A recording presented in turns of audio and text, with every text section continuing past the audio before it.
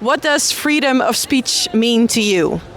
You go. Freedom of speech, I think, to me, is the ability to express what you really want to. But I think in a modern sense, it's really changed a lot recently. What has changed? I think the idea of freedom of speech has been censored a lot as we've seen things move across to social media and the internet.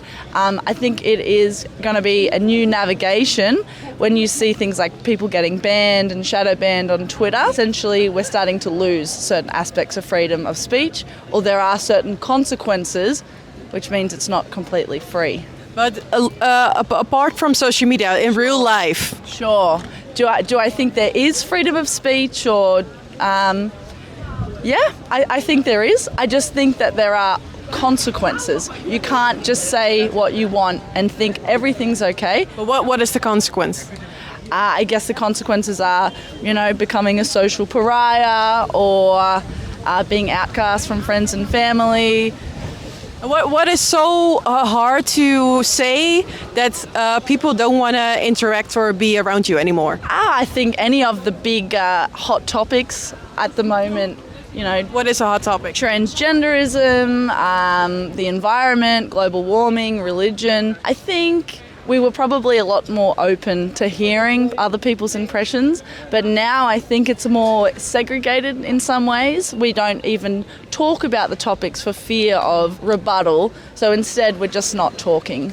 How do you feel about this? Do you think the same? Do you feel free to say what you want? No. No. Why is that, do you think? Well, there's consequences. Like, for example, my job, I work in the healthcare industry, and there's definitely not freedom of speech because there's consequences for your opinion sometimes. Especially, for example, COVID was a big one because people have their own opinions on the vaccine. So you've got to kind of censor your speech of fear of losing your job. Or is it that hard, you think? Well, that serious? I live in Australia, and you can definitely have your own opinion and everything, but they do want you to encourage the... There are definitely real-world consequences for certain points of view. So you can have them, but you also accept the consequences that come with them. And did you already had or experience the consequence because you felt the freedom to say what you want? Personally, me, no, but I also think that's because I am keeping it private for the fear as well. So you're afraid of saying what you want? I guess in essence, yes. Why? Why am I afraid to say what I want? Just the consequences and... What is the consequence? The judgment? Judgment. Or losing your job? Even as far as jail time, really, depending on what you say.